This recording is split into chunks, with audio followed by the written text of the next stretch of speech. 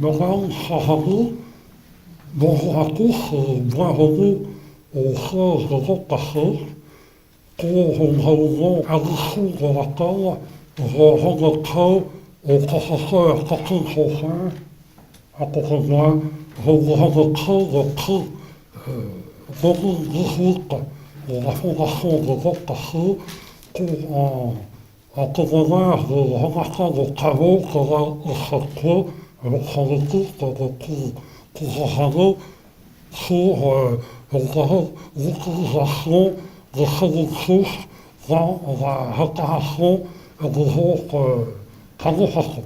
C'est pour moi toujours une journée importante que celle de la remise du prix de la Fondation, car elle est un témoin exemplaire de l'activité de mécénat médical qu'assure notre Fondation maintenant depuis plus de 10 ans. Nous arrivons cette fois-ci au prix de cette année, donc celui de Catherine Chaussin, et je demande simplement de l'applaudir pour sa qualité de ses recherches.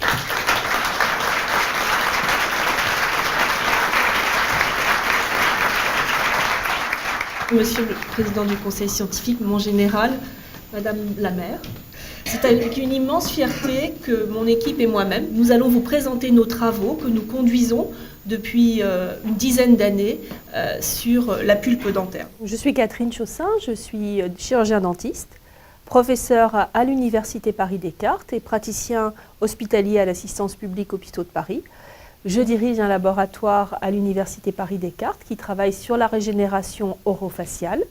Ce laboratoire regroupe 45 chercheurs, dont des ingénieurs, des médecins, des scientifiques, des chirurgiens dentistes et toutes sortes de disciplines. Alors comment est-ce que je me suis retrouvée à travailler là-dessus? Eh bien tout d'abord, j'avais fait une thèse d'université sur les peaux reconstruites. Je suis ensuite partie en postdoctorat aux États-Unis, à Chicago, où j'ai eu la chance de travailler sur les protéines qui induisent la formation d'os. Lorsque je suis rentrée des États-Unis, petit à petit, un certain nombre de membres sont venus rejoindre notre petite équipe dédiée à la dent, et en particulier des chirurgiens et des chirurgiens maxillofaciaux. Et j'ai en particulier la chance d'héberger le professeur Christian Vacher, qui est chef de service de maxillofacial à Beaujon, avec qui on a beaucoup discuté. Et petit à petit, il nous est apparu que nos cellules pulpaires étaient non seulement de merveilleux outils pour refaire des dents, mais surtout pour refaire de l'os, et de l'os crânio-facial. Alors pourquoi des cellules de la pulpe dentaire? Eh bien déjà, chaque adulte, chaque personne après la naissance, chaque adulte a des niches de cellules souches dans votre corps, sans que vous le sachiez, un petit peu partout, qui lorsque vous vous blessez, que ce soit une blessure de la peau, une blessure dentaire, une blessure osseuse, peu importe, permet une réparation. Pour les dentistes, on savait que quand on faisait un trou dans une dent, en particulier chez un patient jeune, on savait que ça avait tendance à réparer tout seul. Et jusqu'aux années 2000, on ne savait pas pourquoi. On savait quand on se blessait la peau, ça réparait tout seul. Ou la gencive, quand on se fait une blessure de la gencive, ça cicatrise très bien. Et en 2000, il y a une équipe américaine qui a découvert la présence de cellules souches mésenchymateuses au sein de la pulpe dentaire, chez les enfants et chez les adultes.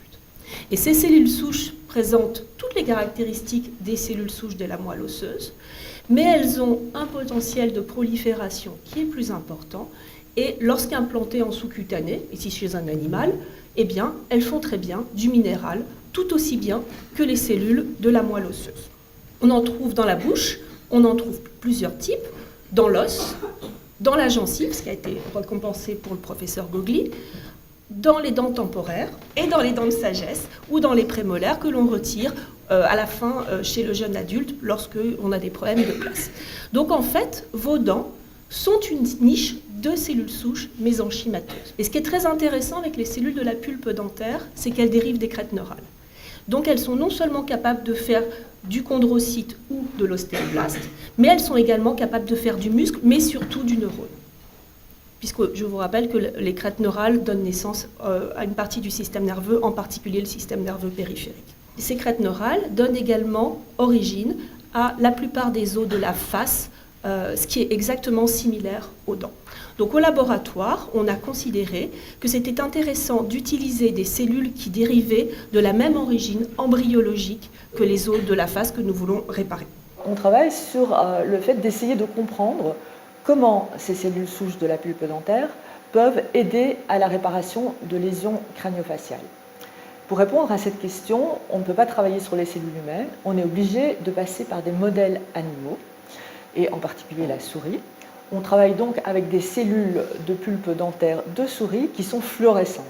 Ça permet de suivre ce que ces cellules deviennent par des techniques d'imagerie. Pour faire ça, on va isoler ces cellules, on va les cultiver, on va les mettre dans des matrices qui vont être optimisées pour faire de la réparation osseuse. Et donc on va traiter ces matrices, on va les implanter dans des lésions. L'os, vous ne pouvez pas faire des coupes comme ça. C'est un tissu difficile à étudier. L'os et la dent, c'est très difficile. Ce sont des tissus minéralisés, extrêmement durs, et on s'y casse les dents. Donc, nous avions la chance, à Descartes, d'avoir une plateforme d'imagerie du vivant, avec plein de modalités, l'IRM, les ultrasons, qui étaient répartis sur plusieurs sites à Paris-Descartes. Et il manquait une modalité d'imagerie, qui était le microscanner. Donc, nous avons appliqué un appel d'offres par la Fondation de la recherche médicale, et nous avons obtenu un prix en 2011 où nous avons pu investir pour un microscanner haute résolution, ultra rapide, pour animaux vivants. Nous pouvons ainsi réaliser de façon longitudinale, c'est-à-dire à différents temps, sur plusieurs semaines, différents scans sur des animaux ayant eu des lésions au niveau du crâne, grâce à des biomatériaux ou bien à des matrices cellularisées, et ainsi quantifier le volume et aussi la densité de cette régénération au sein de ces lésions. Et j'avais eu la chance d'héberger pendant plusieurs années le professeur Gaël Rochefort, qui est désormais en poste à Nantes, et puis des étudiants, un chirurgien Frédéric Chamier, qui ont mis au point un modèle de défaut critique de la calvaria. Un défaut critique, c'est un défaut qui ne va jamais guérir tout seul, qui ne va jamais se régénérer tout seul. Donc il faut mettre un implant avec des cellules souches ou un implant pour qu'il puisse se réparer.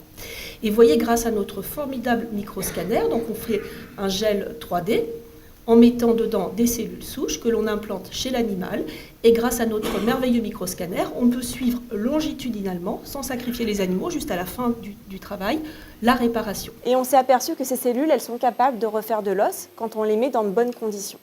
Donc nous, on a cherché à optimiser ces conditions à l'aide de molécules, et notamment le FGF2, qui est une molécule qui agit sur la vascularisation, ce qui permet d'optimiser l'ossification.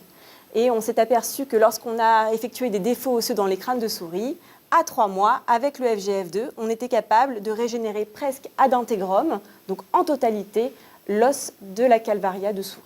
Ça amène beaucoup d'approches cliniques et d'applications cliniques, et on peut se mettre à rêver que bientôt on sera capable, pour nos patients qui ont subi des défauts osseux importants, de pouvoir ainsi régénérer leur os. Donc les messages à retenir, c'est que les cellules de la pulpe dentaire sont des cellules souches mésenchymateuses qui dérivent de la crête neurale, comme les os de la face.